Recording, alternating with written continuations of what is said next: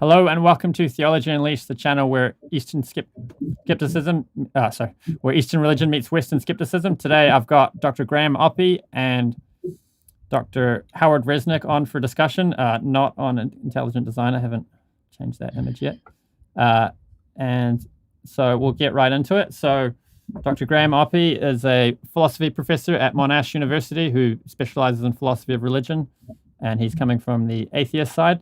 And Dr. Howrard Resnick is in the Hare Krishna, the theist camp, and so we'll be bringing a different flavor to the problem of evil debates, because usually it's philosophy of religion means philosophy of Christianity, so today we have an Eastern flavor, so this should be a little interesting. The Eastern perspective brings a slightly different aspect to the problem of evil, and we'll launch right into it. So guys, thanks for coming on.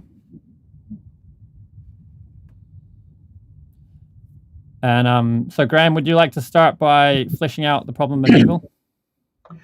In some ways, it might be better if Howard started, if it's going to have if the kind of question takes a slightly different flavour. I'm happy to start, but what I'll give you is a kind of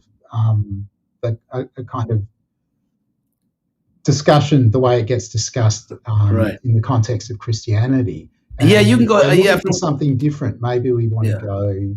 I think that the problem of evil, as far as I know, has mostly been articulated in Western philosophical circles, and I read up on it a bit today in different sources, and I think it's pretty much the same universal principles.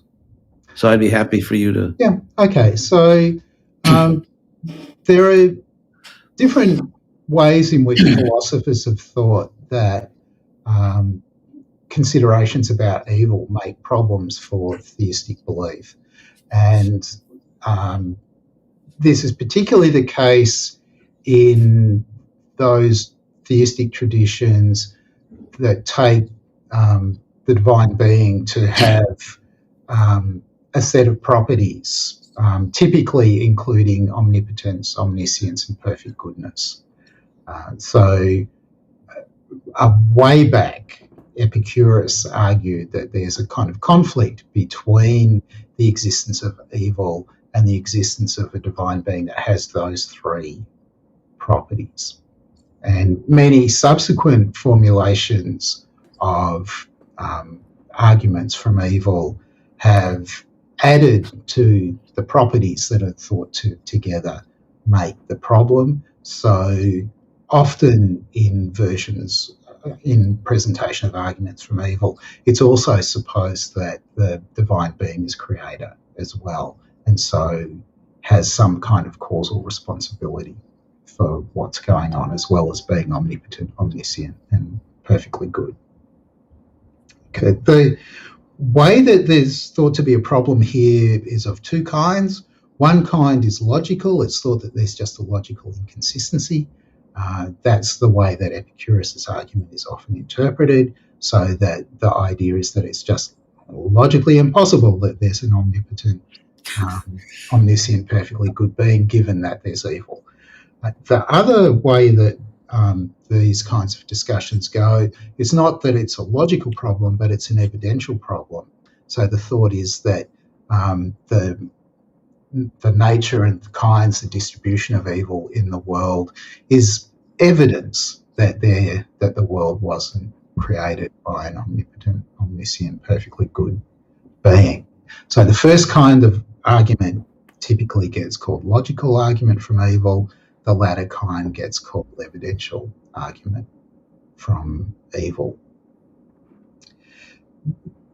Amongst contemporary Christian philosophers in the United States, the kind of standard view, I think, is that logical arguments from evil have been thoroughly defeated. There's no prospect of successfully defending one of those. There's a small cohort of philosophers of religion still working away at logical arguments from evil. So Michael Tooley is one example, and James Sturber is another, and there are a few others. The view amongst contemporary Christian philosophers of religion in the United States is that the evidential arguments from evil are not doing very well. Either it's not that there's a consensus on the reply, but there's a lot of people who think that some kind of skeptical theism provides a satisfactory response to evidential arguments from evil. But you'll certainly find more people arguing that evidential arguments from evil still have some legs, that they haven't been completely defeated as of yet. Is that enough by way of introduction to the topic? Yeah, that works. Perhaps it's worth mentioning, I've heard Dr. Ravi Gupta, who's a Hare Krishna, who's quite academically qualified in this field, say that the debate in Eastern circles has taken a different flavor, and in the West it's behavioral. Why isn't God behaving properly? And in the East, the debate has been ontological. How can God be pure? Or how can, this world which seems impure, seems to have all this nastiness, how can that come from something which is all good and all pure? So it's a different debate. So perhaps, Howard, you'd like to start by commenting on that and then move from there.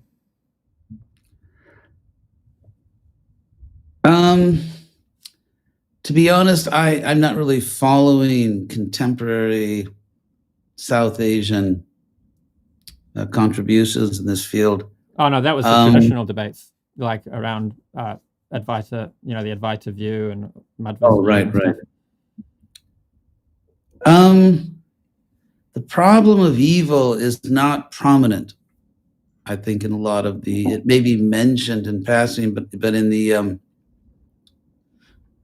as speaking now as a historian, I would say that without wanting to offend anyone, but I think the kind of religion, the kind of marriage of church and king or throne, and the types of just violence we've seen, and anyway, I won't go into all the history, but I think that there has been resistance to theism in Asia, but I think it hasn't been as determined, as systematic as perhaps in the West. And so I think what I'd like to do is talk about, I think it might be more fruitful rather than talking about the occasional references to the problem of evil, which never really occupied center stage, say in the Sanskrit tradition. I think what's more interesting is something which does occupy center stage in a sense, and that is the reasons why it didn't become such a big issue. I mean, because it's not a big issue, so I think the reasons why it didn't become such a big issue are in a sense more central to trying to grasp the tradition. And in a word, karma. It's interesting. There are well over 1 billion people that think that's a good explanation. But in Wikipedia's article on Theodicy, they listed karma as one of the minor, sort of insignificant responses to the problem, which I thought was amusing. But anyway.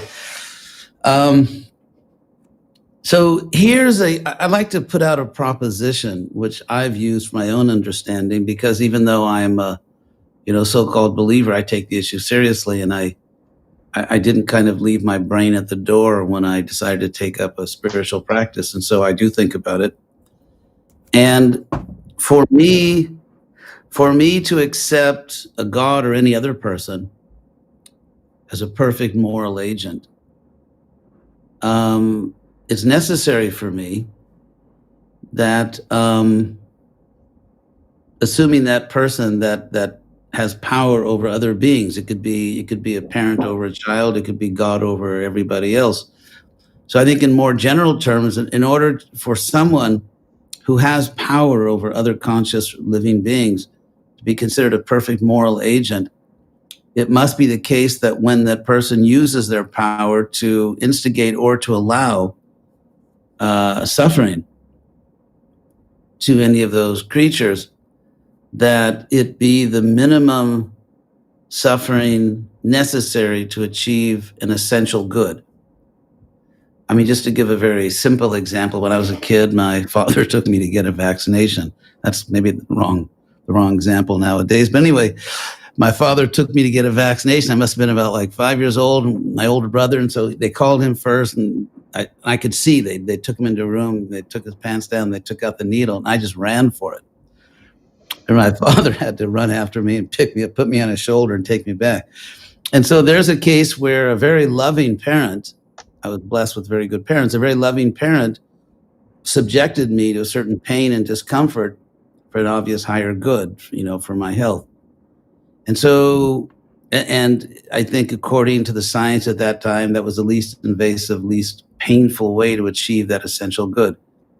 So therefore, in a sense, for me to argue that God, or Krishna, as we call him, whatever name, is a perfect moral agent, I would have to give a reasonable case. I mean, in my own life, reasonable to me, to myself, I would have to come up with a reasonable case that God is, despite the horrible suffering in this world, and I'm not really blasé about it. It really is horrible. But it would have to be the case that that's the minimum suffering possible to bring about an essential good for the person suffering. So I'll stop there for now. Okay. I'd like to ask a question about this because it seems important, though. On the view that you're describing, you're not thinking about God as creator of the universe. So you're not thinking of, or are you thinking? Yes, because you might think that the universe is kind of eternal, uncreated, and then the problem of evil, and also that kind of the structure of karma and the kind of cycle of rebirth is all just built in, and it's kind of independent of the divine being. That seems to me would make the picture look rather different. So that's why I wanted to ask whether... Yeah, very good point. And that is very relevant. And yes, in my conception, God is ultimately the creator, working through agents in different ways, but ultimately, the buck stops with God for the way the world is. At least the system. I mean, if I do something bad and I suffer for it, that's not God. But as far as the way the system was built, yes, that's God. So, because depending what's given, the idea that you're allowing the minimum amount of evil to obtain some kind of good takes a different picture. If it might take a slightly different complexion if you're thinking that God gets to choose what the structure of evils and goods is going to be, rather than there being all this stuff that's kind of given already. And one of the things that always puzzled me, and so I'm thinking about this in the Western tradition, but I'm guessing that it's going to apply in your case as well, is why, given that God's perfect, and given that God's the creator, evil ever gets into the picture, right? Because it seems that as soon as that happens, things have got worse, right? Okay. Just overall, because things were perfect and now they're not. And so I find that sort of puzzling. And I was thinking, at least on some versions of Eastern religions, you would avoid that problem, because it's not that you have a starting point where you've just got the perfect being. Right. Good question.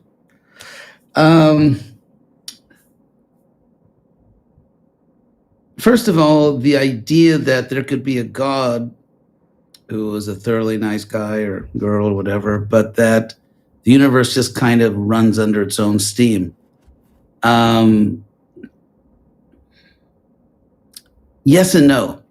In this sense, there's an interesting verse in the Bhagavad Gita where Krishna says, "Adate nadate kasyachit papam naiva sukrit." That Krishna says, "I don't take responsibility for anyone's good or evil actions." And so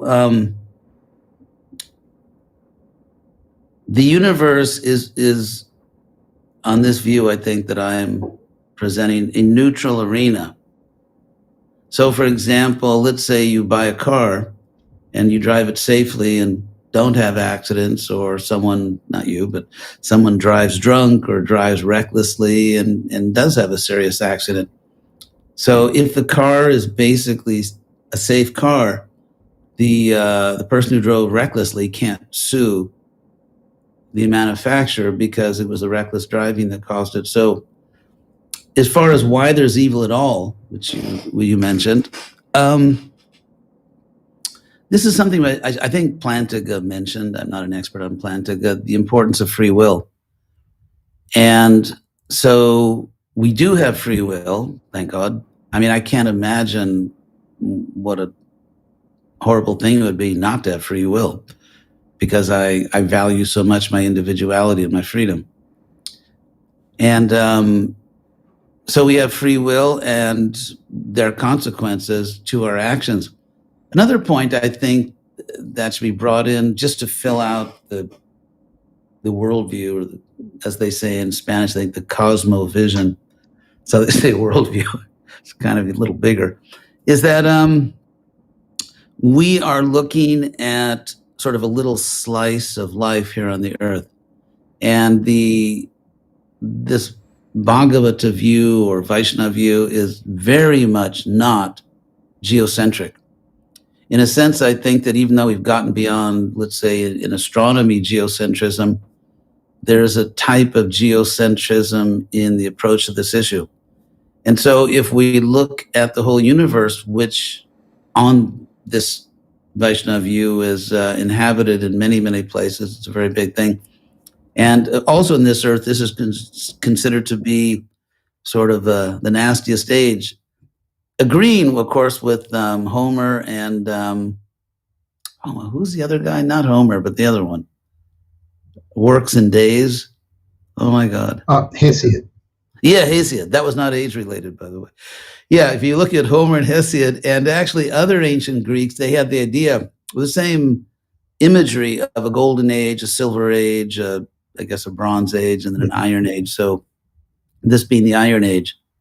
So yes, we do have free will, and we are responsible for our actions. I'll just throw in one more point that I was reading today. I didn't want to, completely embarrass myself in this discussion. So I was reading the Stanford Encyclopedia of Philosophy in different kinds of theodicies and different articulations of the problem of evil.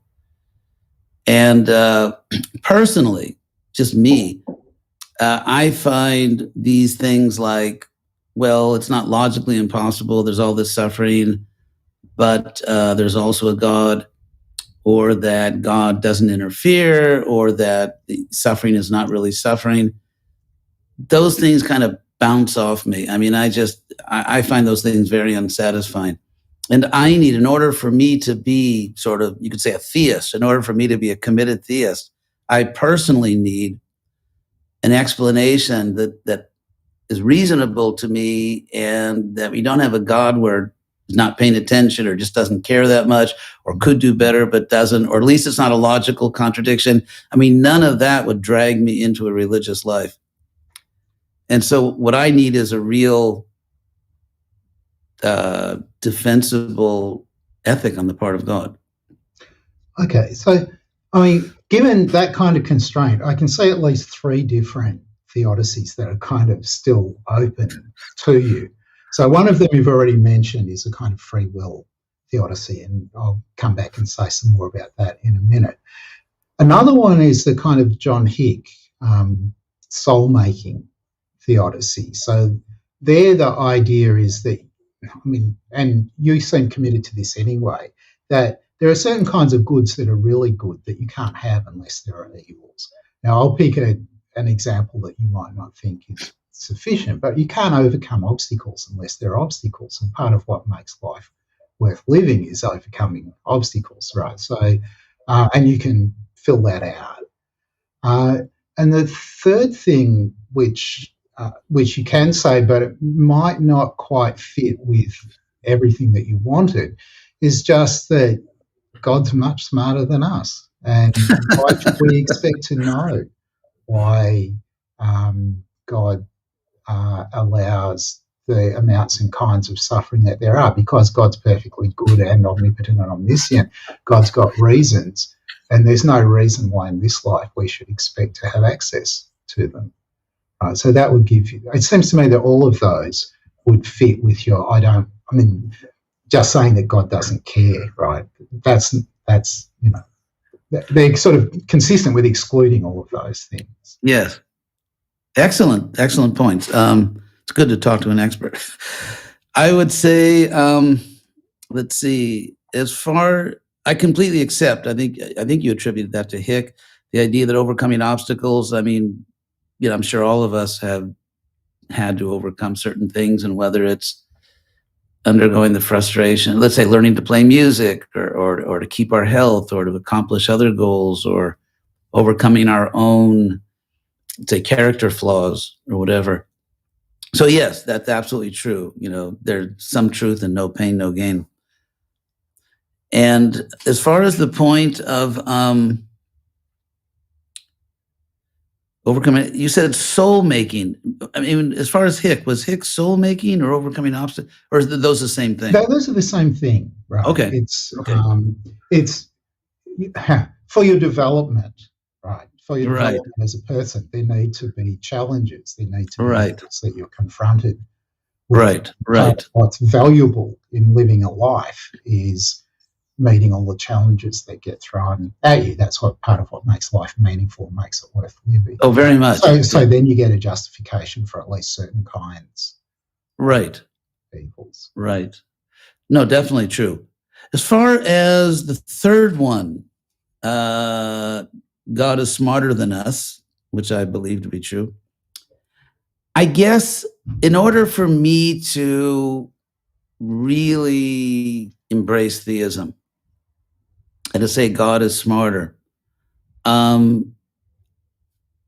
have to be committed and in a way that, for me is reasonable, and I think it is. I think I have to be committed to the idea that even though I don't know all the details, that I do know, or at least I feel I have some type of metaphysical experience or whatever, that yes, that is what God's doing, goodwill, that it's like, like I said, I had very good parents. So that, my childhood, oftentimes I was angry or frustrated, like, why are they doing that? But ultimately, as a child, I knew in my heart they loved me. And they're doing this for my good. And that kind of, carried me over all the frustrations of growing up. So, and I think inevitably everyone has their Job moment, at least every day. It's like, why is this happening? So, yes, as long as, in my mind, even though there's such terrible suffering in this world, but there is such terrible suffering in this world there's, of course, the natural miseries, but then there's the miseries that people make for each other. And if you just look at those, the miseries people make for each other, there's no question that human beings in their worst moments do very bad things to other people and animals and the environment and everything else. And so it's reasonable to me. I don't see a suffering where I say there's nothing that anyone could have done to deserve that. And so I guess I do believe that I may not know all the details. In that sense, God is much smarter and all that. But I do feel I have a reasonable conviction that this person knows what they're doing. So I think the hardest case for that kind of approach is going to be, for example, infants that are born with Tay-Sachs syndrome. So right. They are born, they're not going to live more than a year or two, but they're in horrible agony the whole time, and then they die. And it's very hard to look at that and think, I can see how the God in charge of this, why they're permitting that. That seems really difficult. Yes. There's a very familiar point. This was kind of Dostoevsky, the suffering of children. Yeah, that point is usually the point that's brought up. Just talking to friends or talking to people, that's the most common. And my reply would be that people who just find that inscrutable are not really perhaps going deep enough into the idea that we are not the external body. And so within the worldview in which there's karma, which is typical of Hinduism and Buddhism, the baby is not a baby. I mean, it is, obviously. It's a soul in a baby's But that's a body. phase. Yeah.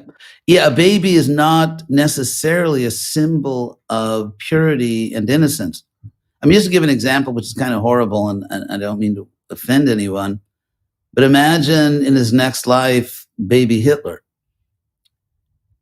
And someone thinking that the fact that he's suffering some karma, like there's nothing this person. So the idea that again, the baby as a symbol of innocence and purity, I think really is not paying attention to one of the central ideas of this worldview, which is that the body is not the person, and the person has a very long history.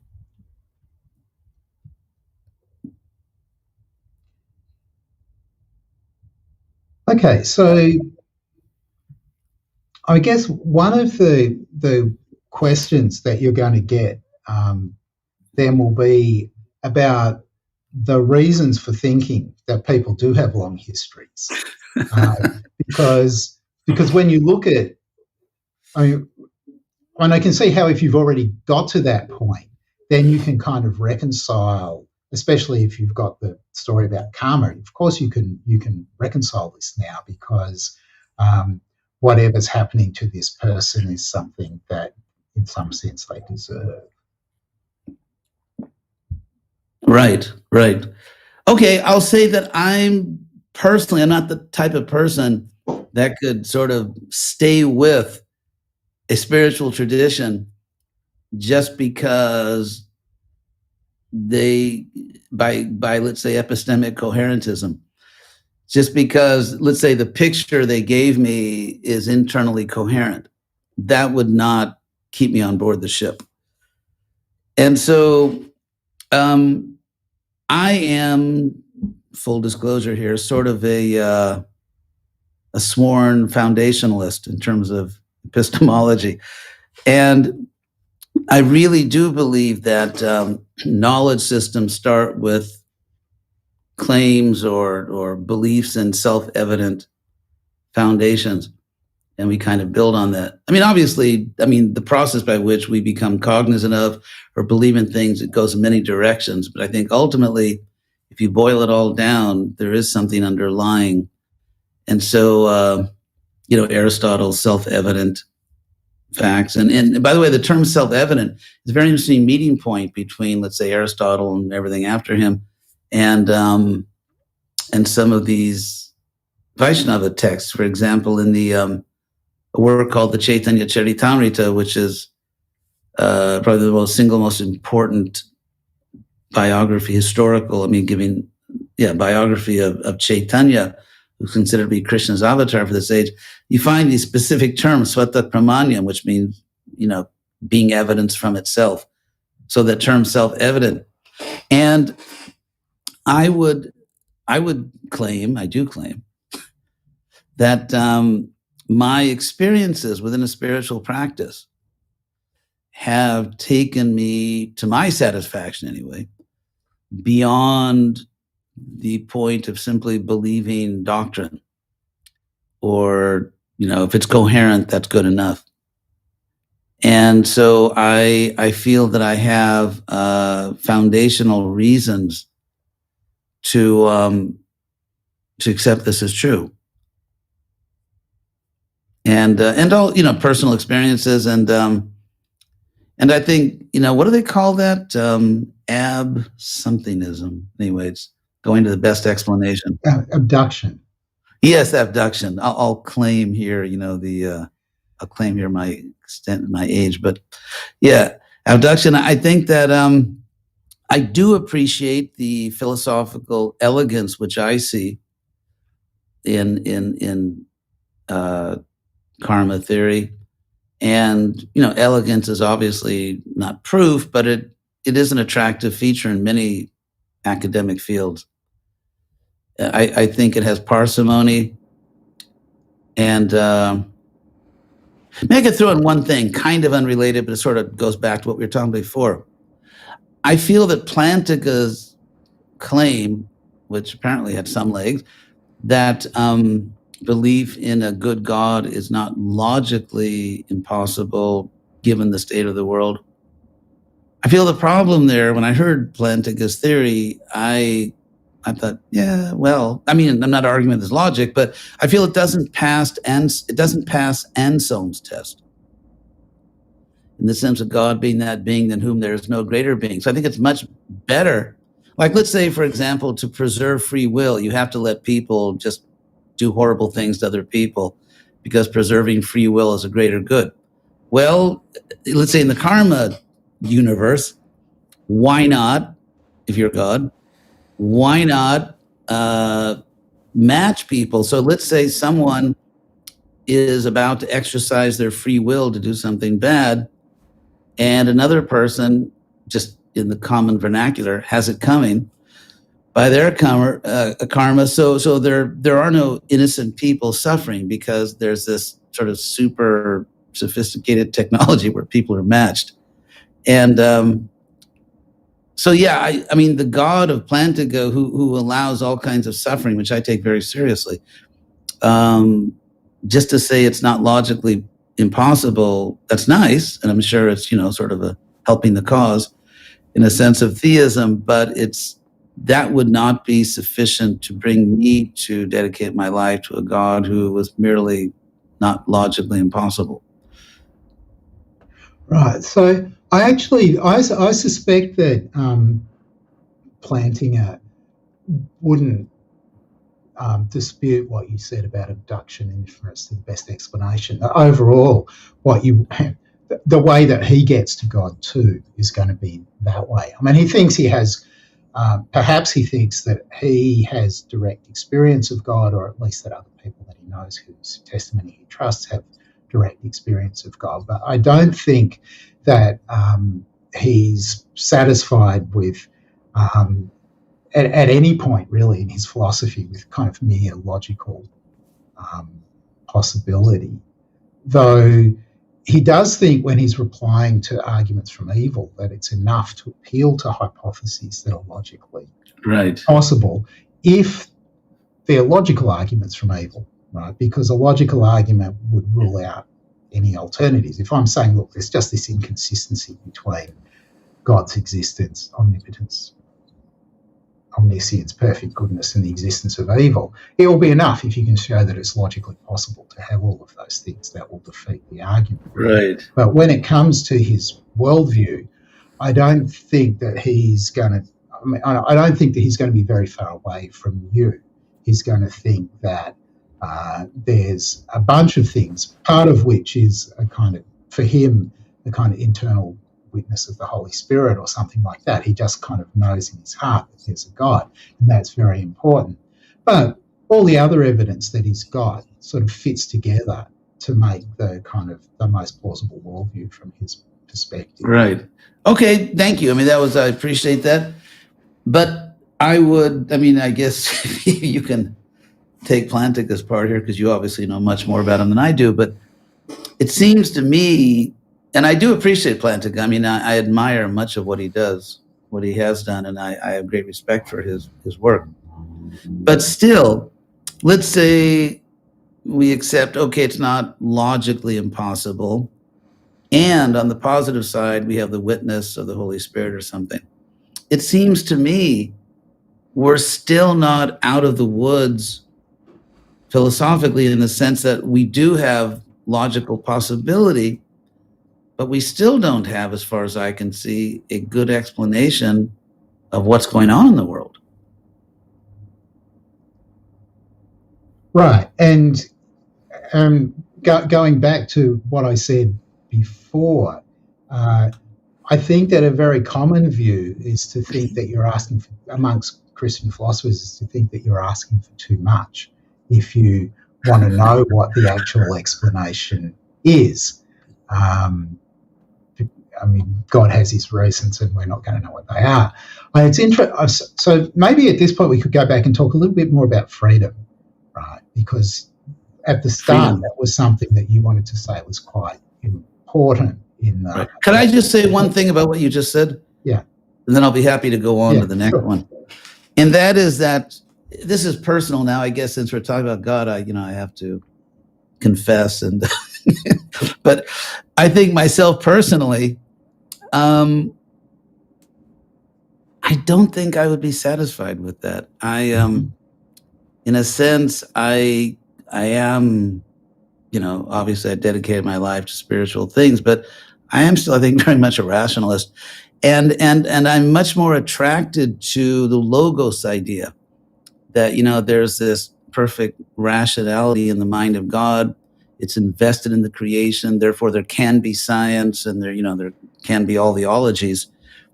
And that therefore, I think that in my own relationship with God, as I understand it, I think one of the things I most appreciate is the freedom and the ability to be rational and faithful, but also rational.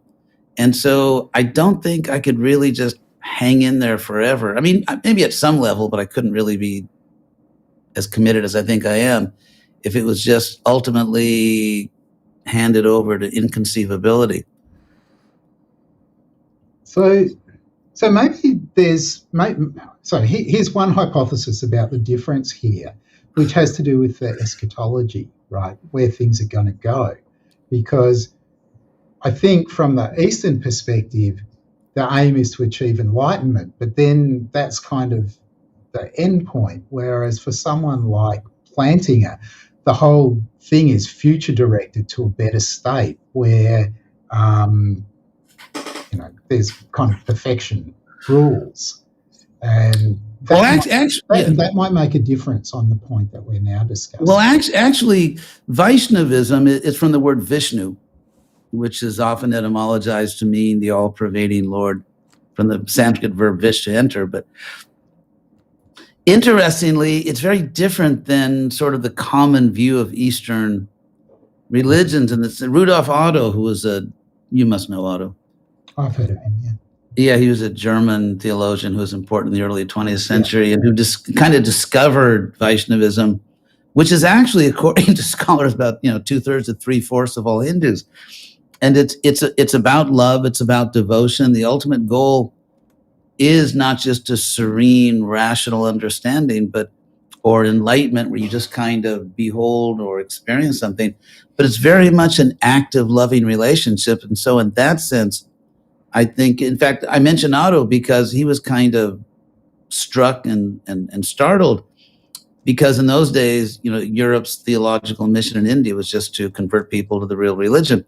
And he was kind of startled because he found a very theologically sophisticated theism, which wasn't on their map, on their conversion map. And so, ultimately, the ultimate goal is love. In fact, there's this one statement, pure love, that prema pumartha mahan, that the ultimate goal for human beings is pure love.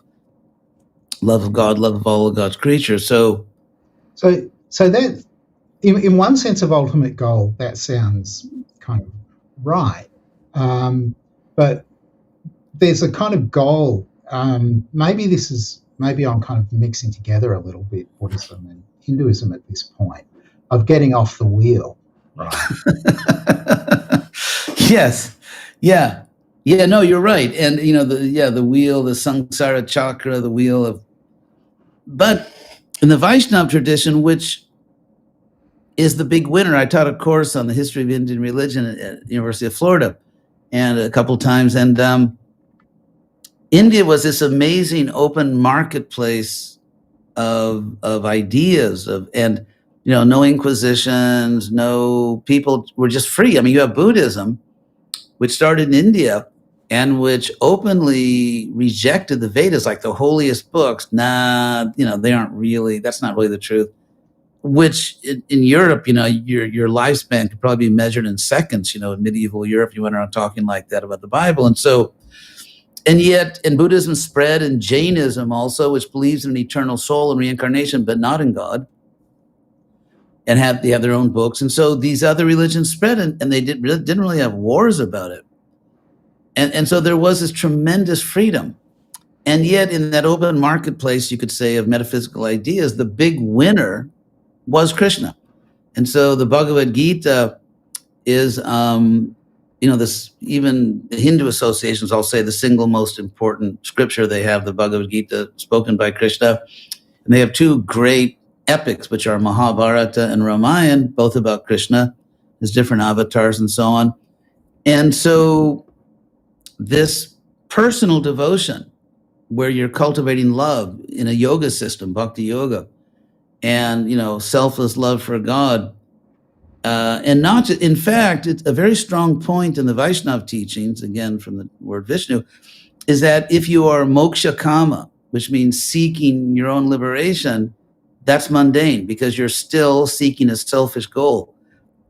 And you're not truly liberated until you have no selfish goals. And out of love, you really just want to please the beloved with no ulterior motive. And so that seeking of nirvana, which is or moksha or whatever, is itself an obstacle to ultimate liberation or the highest knowledge. Okay, so this just sounds like a story where there's a goal, but you can't pursue it directly. You have to pursue it by an indirect technique. But it's still not wrong to say that there's an ultimate goal. It's just one that you can't have for yourself. It's so think about it from a third person perspective. Okay. What I want for you, right, is that you get off the wheel, right? That's what I want for everybody else, even if I can't want it for myself, because that's going to frustrate, Right. However, if I want to help you off the wheel, then I'm not really paying attention, because what I really want for you is for you to experience God, I sound like a preacher now. What I really want for you is for you to experience your own purest, happiest self. And in fact, there's a verse in the Bhagavatam that says, Swargapa Varga Narakesha Pituliyartha Darshana, that someone who is really advancing, they really don't care if they are technically in a liberated state or if they are even in some, lower world in this universe or whatever, because everywhere they look, they only see their beloved.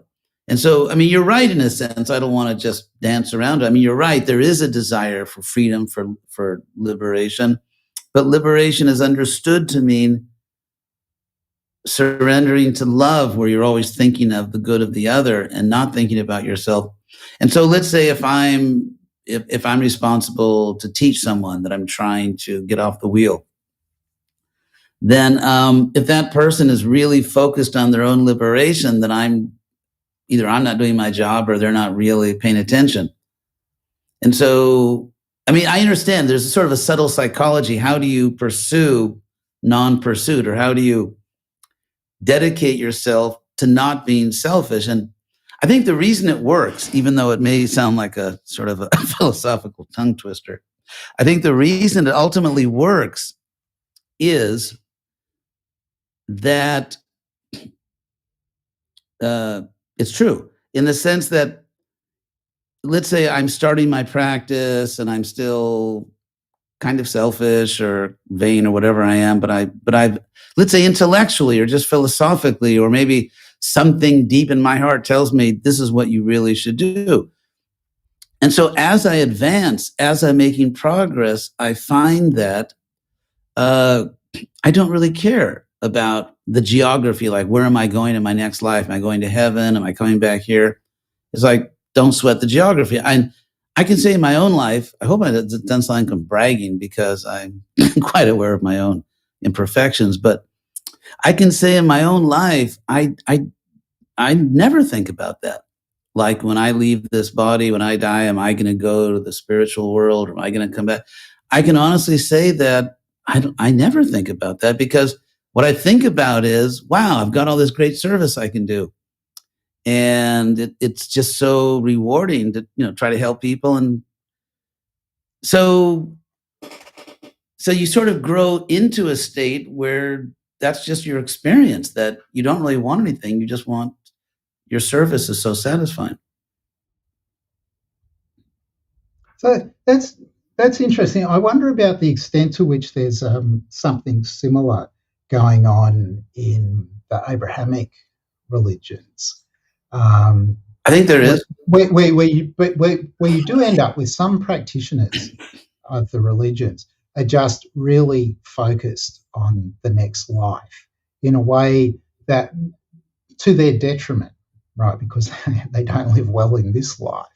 And there are other people who are in the same traditions whose focus is more on pursuing the good.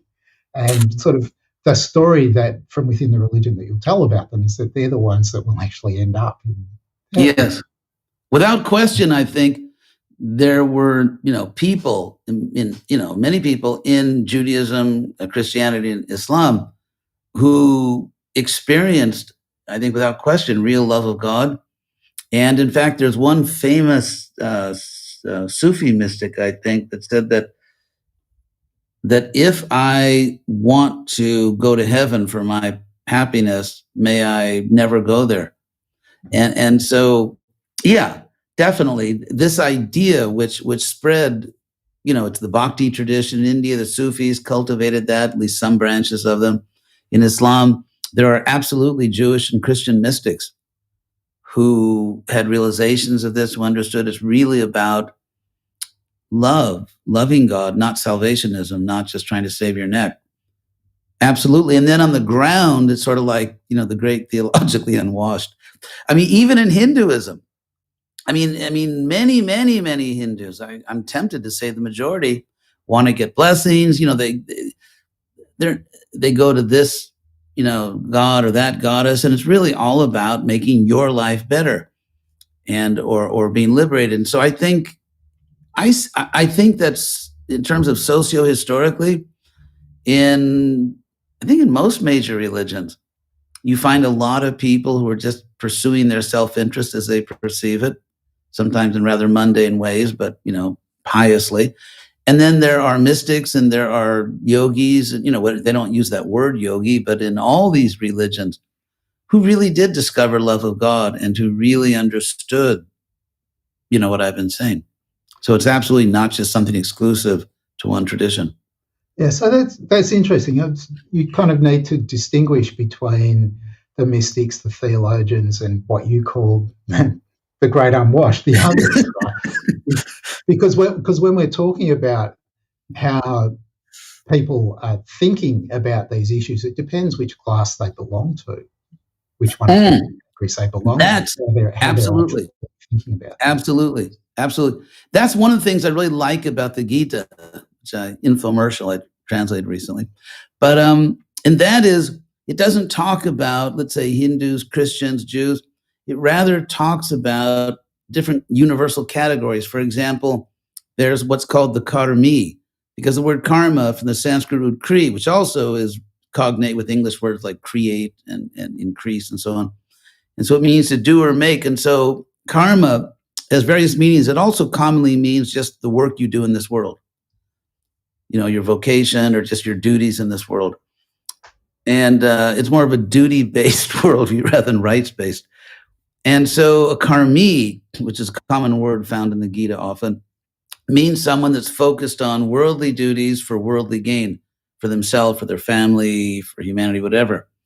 And then so you pray, you make offerings because you want to be prosperous, Sunday morning television. You want to be prosperous, you want to be healthy, you want your loved ones to be healthy and prosperous, that kind of thing.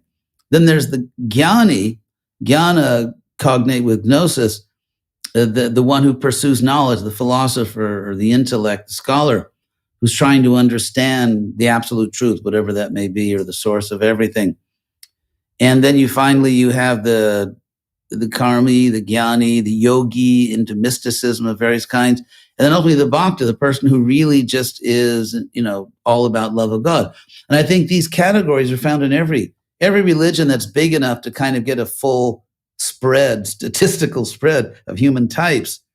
I think, and these are the categories Krishna talks about. Krishna really doesn't talk about sectarian, different religions in that sense. He's talking about, and so I think definitely you find these approaches in every religion is big enough to get the full assortment. Okay, so one question I now want to ask you is, so this is a kind of question about Hicks religious pluralism, whether you think that there's something special about the practices, that you're embedded in, or whether it really doesn't matter which of the religions you pick, so long as you're engaged in practice. As they used to say in Jane Austen's time, that is a home question. So I would say, well, definitely our view is a type of, we believe there is a inclusive hierarchy. So I think maybe I'll map out the two extremes, in our mind, two extremes, and how we naturally think we're in the sweet spot in the center. And that is that, so for me, one extreme would be just fanaticism, where we have the only way, this is the only true God, you're worshiping a false God, a dead God, a this, a that, which I think is really like, come on, can't you do better than that? So to me, that's just silly fanaticism. I think there's another extreme, which I think dialectically, kind of the one extreme produced the other. And that is what I call metaphysical relativism, which in a sense is a position held in a sense just as fanatically, I think, where nothing is allowed to be a higher truth than anything else. And everyone has their own God and everyone has their own truth. And it's kind of postmodern in a sense. And I see it as an abandoning of reason, in the sense that in India, they didn't kill each other over these theological, philosophical disagreements. And I think it's very healthy, just like in philosophy and biology and history. I think it's very healthy to have respectful, reasonable debate. And it enhances, I think, everyone that participates. As we know now, politically, it's becoming very hard for that. But so India actually has a very old tradition of people respectfully debating and critiquing each other. And so I would claim, of course, I have to defend it, that it's another thing, that in the Vaishnava tradition, there is, in a sense, a high point of reasonable theology. And it's like if you're in school, you take different levels of math or different levels of whatever subject. And it's not that the other levels are wrong or bad or evil. They're just, so that's the claim I think we would make. And of course, we'd have to, and because it's not a fanatical claim, we're saying that objectively there's more information or whatever, so it has to be defended. And to claim that, okay, this is an advanced knowledge of something, it's a claim that you can at least argue about. Whereas if I say, no, we have the living God, you have the dead God, where do you go from there? Okay, so one of the things that you just said, which was interesting, is comparing the kind of historical tolerance in India with a record of lesser tolerance, say in Christian Europe. But so what I wanted to ask you about was the extent to which the religion was bound up with politics and rule, because in Western Europe, between them, the kind of the monarchs, the nobility, and the religious leaders ruled, right? And they were the rich and the powerful. And I wondered whether, and challenges to the religion were challenges to them and their worldly power and so on. Yes.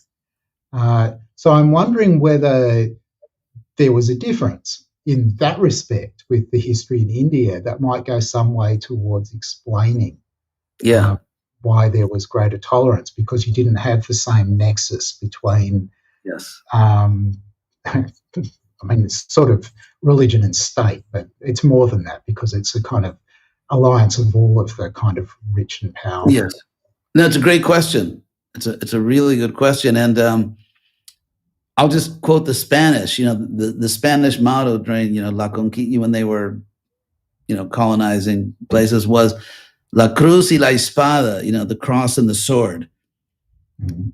And so fortunately, if you look at, let's say, probably the oldest and best sustained description of what life was like in ancient India is the Mahabharata, which is that huge work.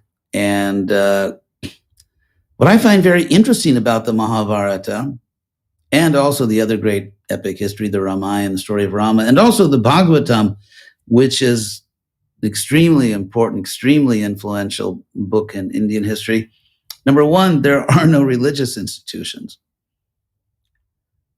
And there's a lot of shared culture. There's a lot of agreement, like some people, let's say, are devoted to Shiva, and some people are devoted to Vishnu or Krishna. So there definitely are spiritual communities, but these spiritual communities or religious communities, some of them weren't so spiritual, but they're religious communities, they share a lot of common culture. And so someone could, let's say, be devoted to Vishnu, or someone is devoted to Shiva, or to the goddess Shakti, and so on. But they share this common culture, and they share all kinds of assumptions about the nature of reality.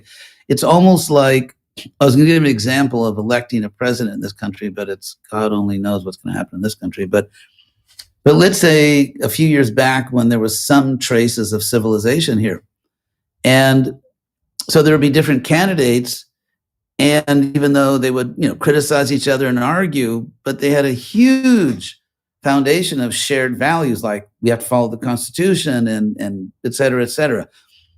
And so there are no religious institutions. If you look later on, you have, interestingly, in India, you have the insertion into India of two very, I would say, sectarian, fanatical religious traditions. First, with the Muslim invasions roughly 1,000 years ago, and who explicitly declared they wanted to destroy indigenous Indian culture and looked upon all the Hindus as heathens and blasphemers and idol worshippers and everything, which kind of wasn't so nice. And then, of course, they were followed by the English. And so that's kind of, what effect did that have dialectically when you have this sudden insertion of these sort of fanatical... I make a distinction, actually, which I think is relevant here to answer your question. And that is a distinction which is often not made, but must be made, between philosophical monotheism and tribal monotheism. And, I'm sure you get the picture. And so what you have coming, Tacitus is very concerned in his annals and about the tribal monotheism that's coming in to the empire. And so India, I think, had a philosophical monotheism. And let's say I'm worshiping Krishna, or I'm devoted to Krishna, and other people, maybe the runner-up, the silver medalist in Indian history was Shiva. And so, but in the Vaishnav texts, the most important, there's extraordinary respect and even reverence given to Shiva. So it's not that I'm worshiping the living God, you're worshiping the dead God. Yes, Krishna's great, Shiva's great. However, they're and so you'd argue about that, who's the greatest. And even there's even a type of Anselm argument about God as that being in whom there's no, you find that actually about 500 years ago in India, those arguments being given about comparing the qualities and the, but there's an acceptance. Someone worships the goddess as supreme. There's a Devi Bhagavata. There's Bhagavatas about Krishna. Then there's a Devi Bhagavata to compete with it, a Bhagavata, but which has the goddess as the center. And yet, all the Vaishnavas, those who worship Vishnu, they all offer their reverence to the goddess. And so there's this huge shared platform in which everyone is honoring the other's object of worship, but they're kind of debating over who's ultimately numero uno. So I think it is very different. I think it's a very, very different cultural. So it sounds in some ways a little bit closer to what the pagan Mediterranean world Very much. was like, the Greeks and the Romans, at least until the Romans introduced this sort of cult of the emperor. That, yes. Yeah. Very much. I sometimes call a Greco-Roman religion Mediterranean Hinduism. And not only the linguistic, of course, it's Indo-European language, but the similarities in the approach, let's say, and it's often said that for the Romans, worshiping their gods was just a civic duty. They didn't really care what your Holy of Holies was. And so, striking similarities. The word Jupiter is Sanskrit, because Jew the English say Jew, like do your duty, but Jew is heaven, and Peter is father, paternal. And so Jupiter is the father of heaven. So, I think there are very strong and just really startling connections there. And their approach to omens, to, let's say, theistic pluralism, to so many things. In fact, there was, the Interpretatio Greco, the Greek interpretation, which was that, we're all worshiping the same divine. We call it different names. They may have, we may disagree a little about the hierarchy, but, we're all in the same ballpark here. Okay. So I'd like to go back and talk a bit more about freedom. Please. Go back to the so you said that freedom's an important value. I wondered how you're thinking about freedom, whether you're kind of compatibilist, so you think that the way that, say, for example, John Mackey thinks about this, God could have made a world where everyone always freely chooses the good, right? Whether you're thinking about freedom in a way that's compatible with that or not. No. The idea that God could have created a world where everyone chooses good, to me, is a non-starter. I think it's just not taking seriously the idea of freedom. If I'm programmed, if you tell me I'm free, but I'm programmed where I'm on tracks, it's like when I was a little kid, probably you too, and you go to the amusement park and there's this little car you sit in, and when you're a little kid, you think you're actually driving it, but it's really on tracks. And then when you get older, you realize I wasn't really driving that car. And so to me, that's Mackey. I'm kind of on virtue tracks, but somehow I'm free. And so I just don't see it as... Right. So you're thinking that there has to be this kind of ability to do otherwise at sort of every point where you're making a free choice or performing a free action. There's something else that you could have done in the very circumstances, like hold all of history fixed up to that point. You go one way, but you could have gone a different way. Whereas, and you think if you don't have that, you don't have freedom. Whereas somebody like Mackey thinks, look, so long as I own the action, so long as it's mine, it's coming from my beliefs and desires and so on, it's free. It doesn't matter whether I'm on rails or not. No, but it's not. That's Mackey's view. That's like saying that I program a computer. Let's say I program a robot, and then I say, no, the robot is, choosing to do that, even though I programmed it. So Mackey, with all due respect, I don't want to be rude to Mackey, but I think it's like really barking up the wrong tree here, because it's his concept of freedom is something that I can't recognize as freedom. And to me, if I wasn't free, I wouldn't be a person. In fact, I wouldn't. What would I be if I'm programmed to be nice and programmed to do this and that? And like you were saying, actually, I think Mackey crashes into something that I think Hicks said, if I get this right, and correct me if I'm wrong, that there are challenges that make you a better person.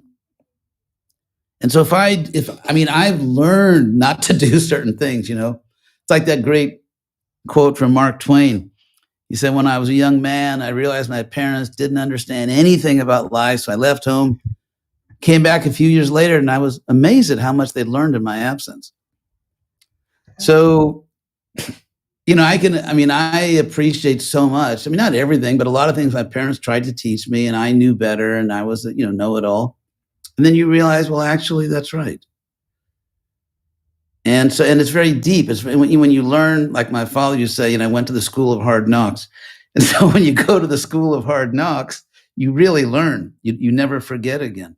I think that's God's intention, is that what's the, so that your salvation, going to heaven, or whatever you call it, it's not a revolving door.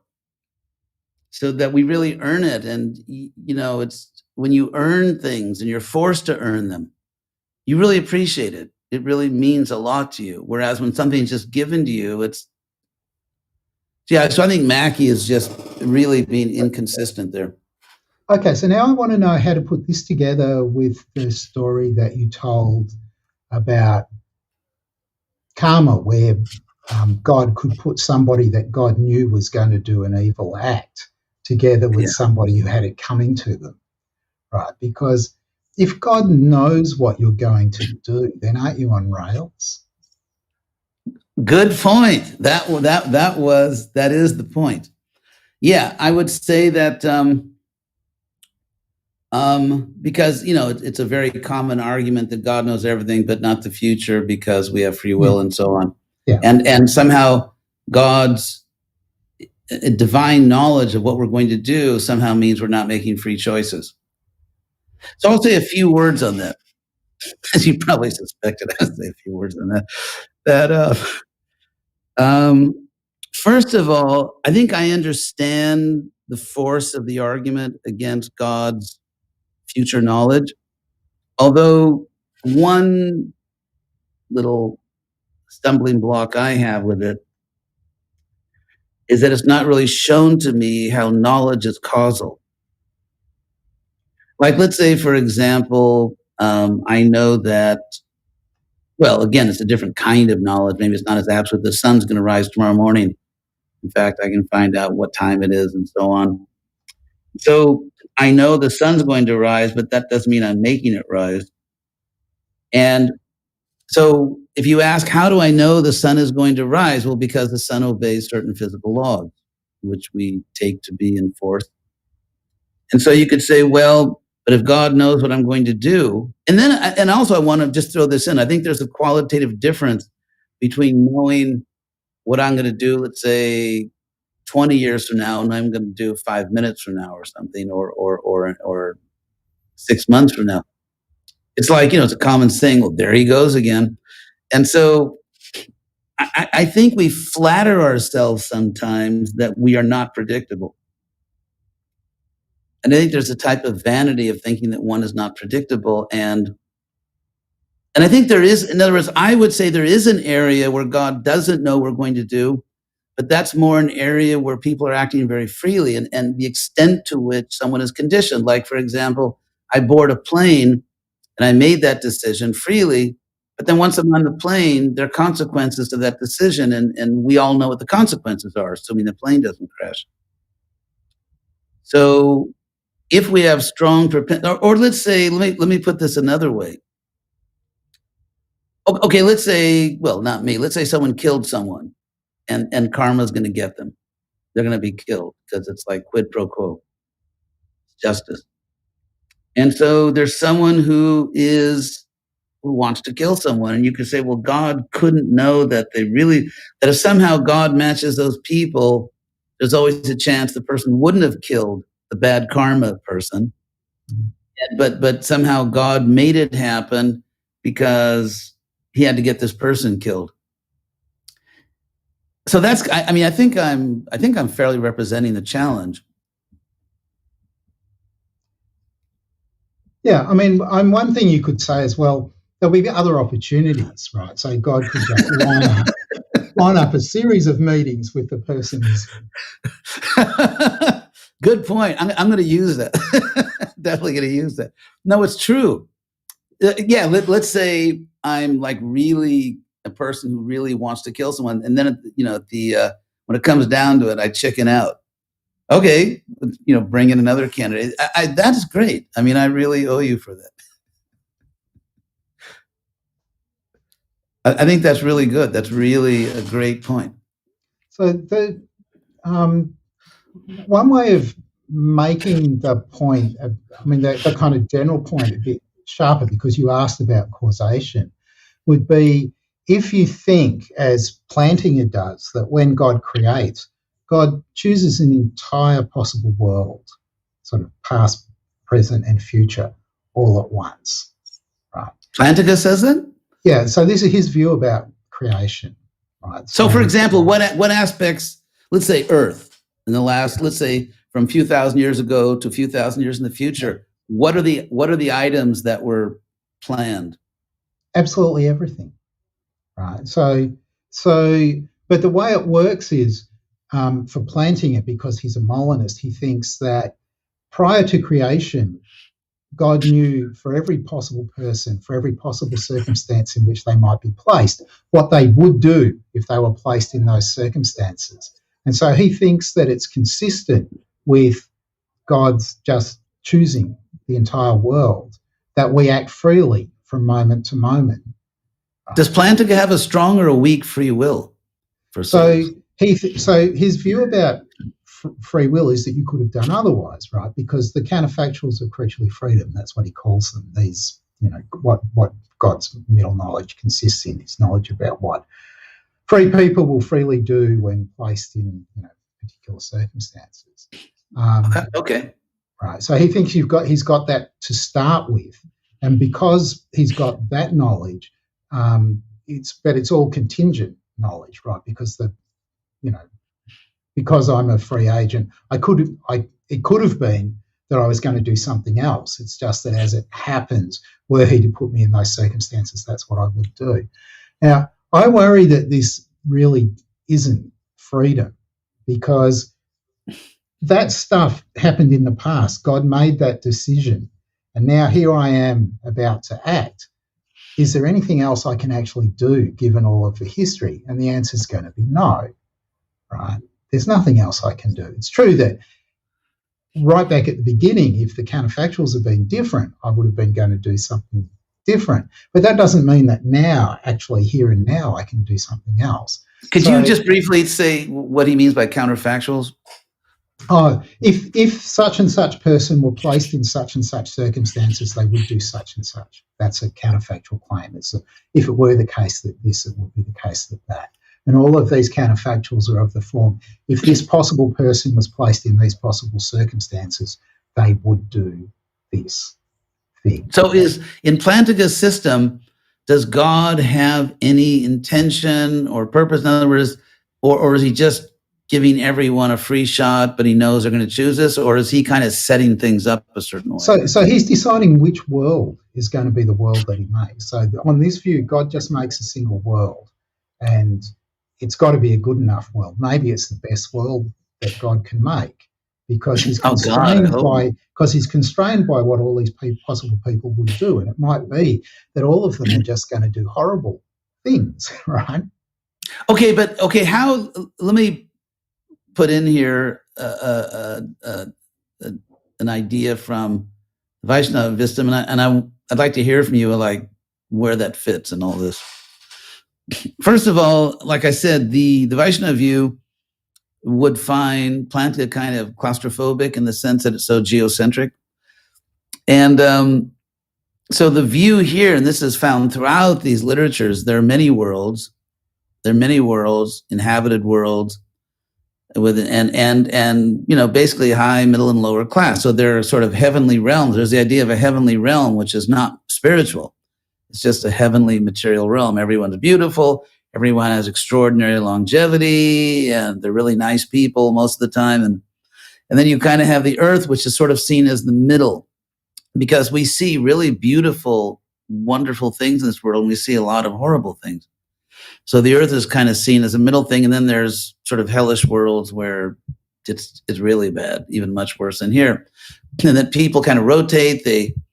They're going not only through bodies, but through worlds. And the ultimate purpose of this is, so, experience everything, get it all out of your system, make all your choices, satisfy all your curiosity. And if you're ready to come back home, call me. Here's my number. And so but God, I think actually, although, it's not like every creation, everyone does exactly the same thing as the last one, but there's kind of a basic template. There is sort of a generic universe, which really has infinite variety and high and low and middle, and there's tremendous freedom. So how does that map onto Plantinga's conception? So I think not very well, because I think that on that kind of standard. So there are some Christian theists who think that God made many universes, but there's no connection between them. It's just that there's lots of universes. But the standard view, I think, for a long time has been that God makes just one universe. It might be full of populated planets, or maybe this is the only planet where there's a population of anything like human beings. That's kind of up in the air, but there's nothing like the view that you just described where, it's kind of, there are different levels and you can level up or level down depending on what you do. There's nothing like that, I don't think, in any kind of standard Christian worldview. Yeah, well, getting back to tying what you just said into, I guess, the view of reincarnation or not. From my point of view, or our point of view, if I'm speaking for the tradition, if I got this right, it seems practically absurd to give a soul, let's say, who's now appearing as a human, and life, we have so many desires, and life is complicated, and we're works in progress and all that, and to give the soul like a few years to clean it all, and just, it seems to me, just from the point of view of psychology and human nature, that most people need a lot more time to really work through all their desires. And so this idea where it's all about salvation, one thing I find interesting when you had these horrific Protestant Catholic wars and, the horrible things are going on. And if you look at the theological debates they were having, like what were they really arguing about? It wasn't about church corruption. That was a trigger, not a perpetual issue. It was really about salvation. In other words, they were obsessed with how are you saved? And then, Calvin said this and Luther said that and Rome said the other thing. It was just everyone's trying to save their neck. And the idea, from my point of view, that if you just believe a right doctrine, you're saved, is absurd. Because, believing a right doctrine is a good start, but you have to earn it. You have to, and this idea that you can't save yourself, like nothing you can do will increase.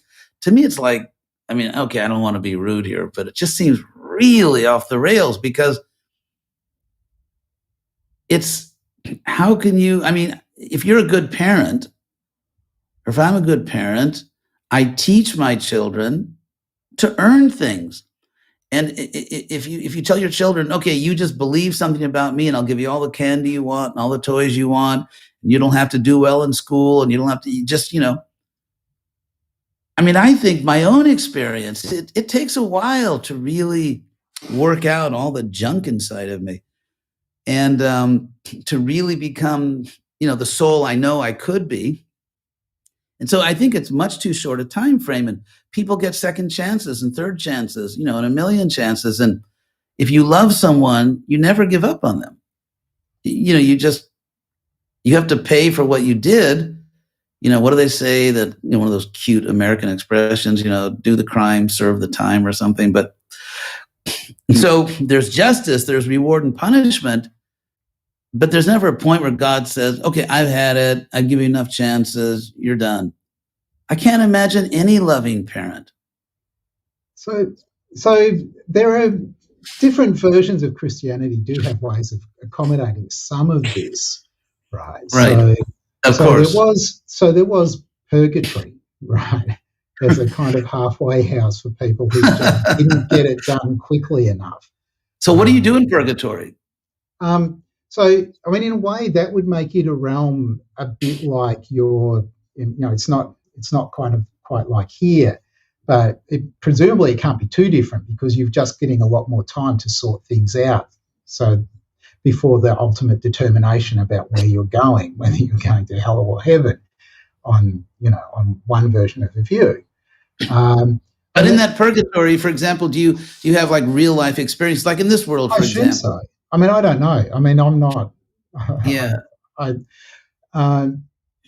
But there's also a kind of there are quite discrepant views about salvation too. So there are universalists who think that everybody gets saved. And it's kind of, there's a lot of detail that's not filled in about what happens between the end of this life and your kind of entry into heaven. And maybe some ways of filling that detail in will make it a bit more like the picture that you were sketching. I don't know.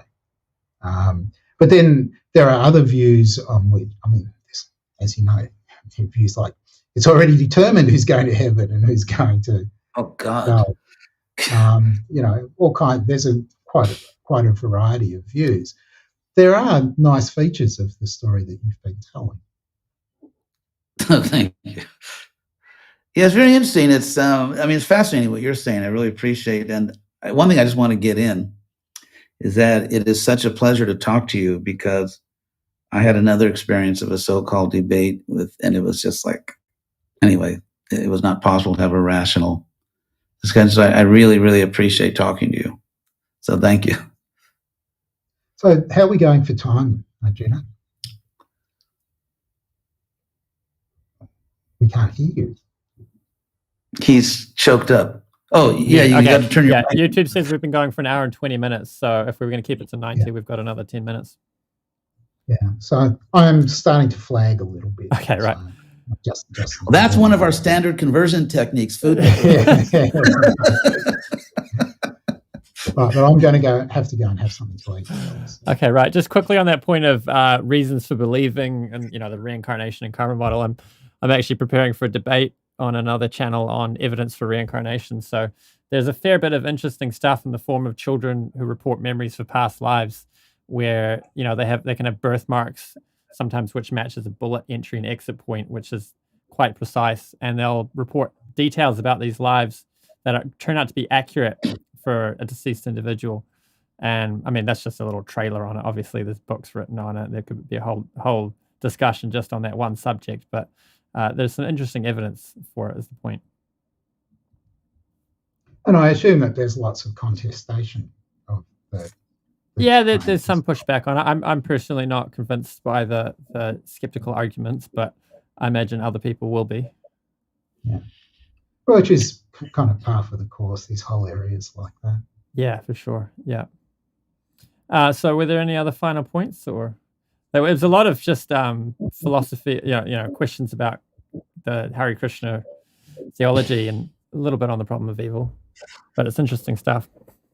Well, I think we did. I think we may have gone around it, but I think we did situate it within a serious context. And I do appreciate what Graham did. I thought he really asked some great questions, made a lot of nice. So I'm grateful for the discussion. I've enjoyed the discussion too. I've learned some things as well. Okay, we should let this poor guy eat. Yeah, I haven't had lunch yet either, and it's nearly 3:00. But I'm enjoying this. Anyway. So are those all your final points, and we'll wrap it up? Yeah, I think I'm done. Yeah. Cool. So thanks for tuning in. If you like this sort of stuff, be sure to subscribe so you can see more of it. Help us out on the algorithm by hitting the like button and letting us know what you think down in the comments, and you can suggest future discussions. Hare Krishna. Thank you. Thank you. Thank you very much. Bye-bye.